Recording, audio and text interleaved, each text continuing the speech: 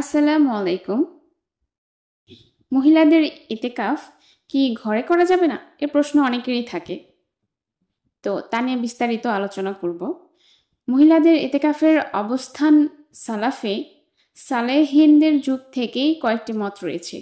সাহাবী হুযায়ফা রাদিয়াল্লাহু তাআলা আনহুর মতে মসজিদে নববী, মসজিদে হারাম ও মসজিদে আকসা, কেবল এই ৩ মসজিদেই ইতিকাফ করা যাবে। তাবেই তা রাদিয়াল্লাহু মতে মাত্র ২টি মসজিদে এতেকাফ করা যাবে, মসজিদে নববী ও মসজিদে হারাম।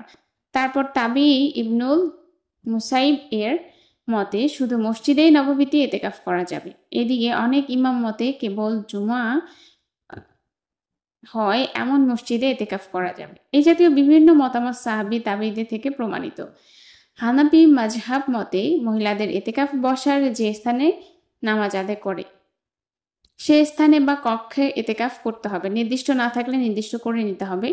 একই মতো ইমাম শাফেঈ এছাড়া মালিকি মাযহাবের অনেকেই ফিকহদের মতো তাই, কারণ হাদিসে নফল ঘরকেই ইবাদতের স্থান বলা হয়েছে। সম্প্রতি প্রচার করা হচ্ছে মহিলারা মসজিদে ছাড়া অন্য কোথাও ইতিকাফ করতে পারবেন না, সাথে স্বভাবসুলভ এই দাবিও করা হচ্ছে মসজিদের বাহিরে ইতিকাফের কোনো দলিল নেই। এই লেখায় কিছু দলিল উল্লেখ করব ইনশাআল্লাহ, যাতে করে মহিলার ইতিকাফ করতে দ্বিধা ও হীনমন্যতায় না ভোগেন। যারা মনে করেন মসজিদের বাহিরে ইতিকাফ হবেই না, তাদেরকে আমাদের মতো মানতে বাধ্য করা মোটেও উদ্দেশ্য না। দলিল হচ্ছে মেয়েদের মসজিদ হচ্ছে মেয়েদের ঘর। একাধিক সহিহ হাদিসে মহিলাদের ঘরের কোণে নামাজ আদায় করতে বলা হয়েছে। উম্মে সালাম রাদিয়াল্লাহু তাআলা থেকে বর্ণিত, রাসূল সাল্লাল্লাহু আলাইহি ওয়াসাল্লাম বলেন, মেয়েদের উত্তম মসজিদ হচ্ছে তাদের ঘরের কোণ।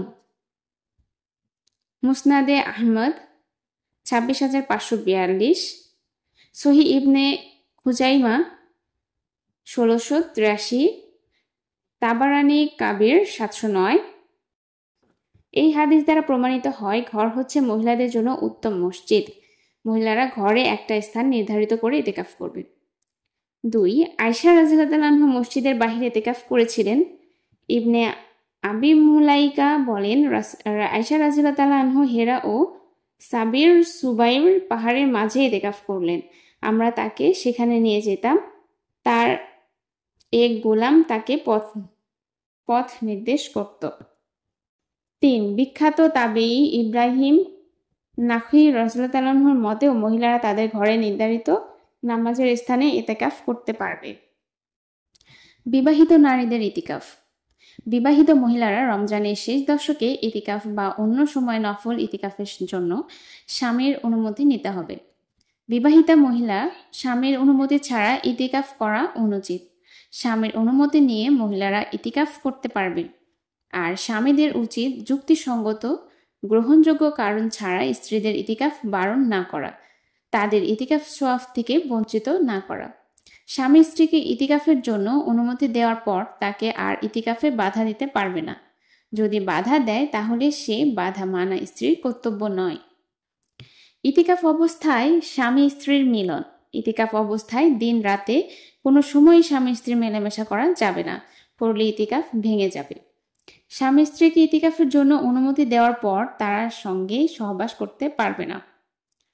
ইতিকাফ কক্ষটি যদি শয়ন কক্ষ হয় এবং একই কক্ষে বা বিছানায় অন্য যে কোনো কেউ অবস্থান করেন তাতেও কোনো ক্ষতি নেই, এমনকি স্বামীও পাশে থাকতে পারেন। তবে স্বামী স্ত্রী সুলভ আচরণ ইতিকাফ অবস্থায় নিষিদ্ধ। এ দ্বারা ইতিকাফ নষ্ট হয়ে যায়।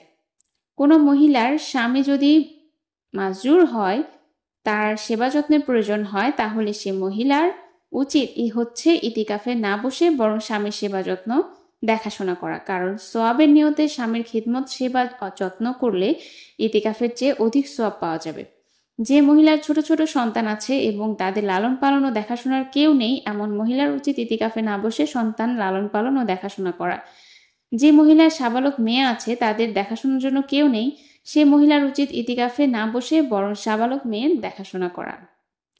ইতিকাফ অবস্থায় যা যা করা বৈধ তা হচ্ছে প্রয়োজনীয় কথা বলা, সরাসরি হোক বা ফোনে, খাওয়া দাওয়া, চুল আঁচড়ানো, নখ কাটা, শরীর হতে ময়লা পরিষ্কার, সুগন্ধি লাগানো, উত্তম পোশাক পরা।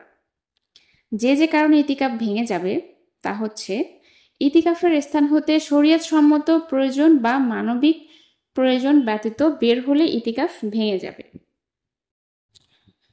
শরীয়ত সম্মত প্রয়োজন হলে বের হওয়া যায়, যেমন ফরজ গোসলের জন্য বের হওয়া, আর মানবিক প্রয়োজনে বের হওয়া, যেমন প্রস্রাব পায়খানার জন্য বের হওয়া। খাবার এনে দেওয়ার জন্য লোক না থাকলে খাওয়ার জন্য বের হওয়া, পানি এনে দেওয়ার কেউ না থাকলে উজুর পানির জন্য বাহিরে যাওয়া। যে কাজের জন্য নির্ধারিত স্থানের বাহিরে যাওয়া হবে সেই কাজ করে দ্রুত ফিরে আসতে হবে। সময় ও সামান্য নষ্ট করা যাবে না। বাহিরে গিয়ে বিনা প্রয়োজনে কারোর সাথে কথা বলবেন না। বিদ্রোহ, ইতিকাফ অবস্থায় নিজের বা অন্যের যান বাঁচানোর জন্য অনন্যপায় অবস্থায় ইতিকাফের স্থান হতে বের হলে গুনাহ নেই, বরং তা জরুরি, তবে এতে ইতিকাফ ভেঙে যাবে।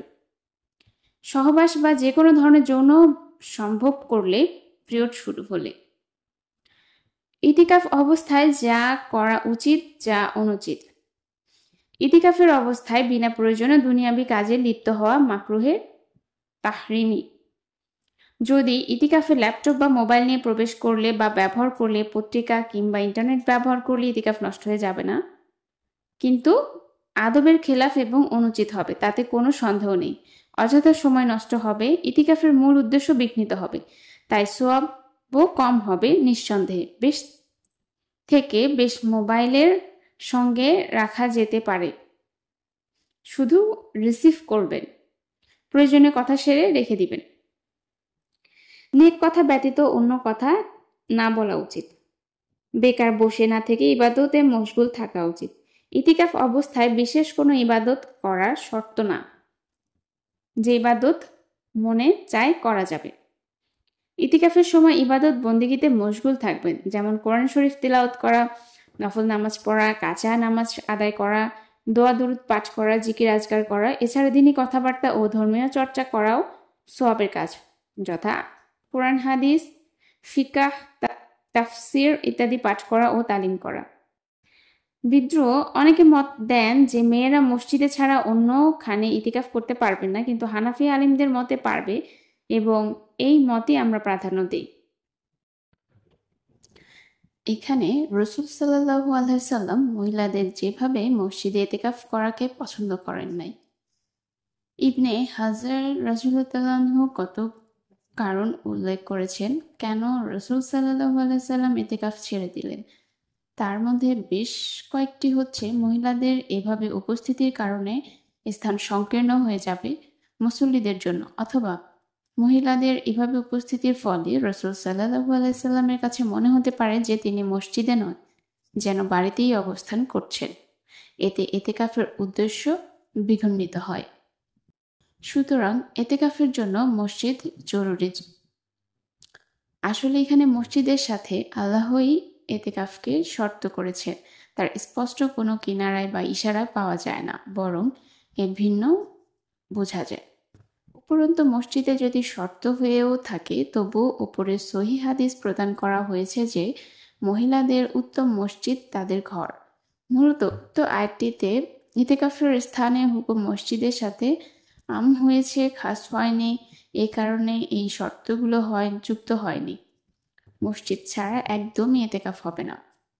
তা যাই হোক, আলোচনা দীর্ঘ না করে এখানে থামতে হচ্ছে। যারা প্রচার করছেন যে মহিলারা ইতিকাফ করতে পারবে না, তাদের প্রতি বিনয়ত অনুরোধ, অযথা সবাইকে পেরেশানি করবেন না। ইতিকাফের স্থান নিয়ে সালাফে সালেহিনদের থেকেই নানা মত ছিল। আপনাদের কাছে কোনো মত প্রাধান্য পেলে তা মানতে থাকুন। অন্যকে মানানোর জন্য জোর করতে গেলেই ফিতনা ও অশান্তির সৃষ্টি হয়। কি দরকার নতুন নতুন পেরেশানির সৃষ্টি করা? আসসালামু আলাইকুম।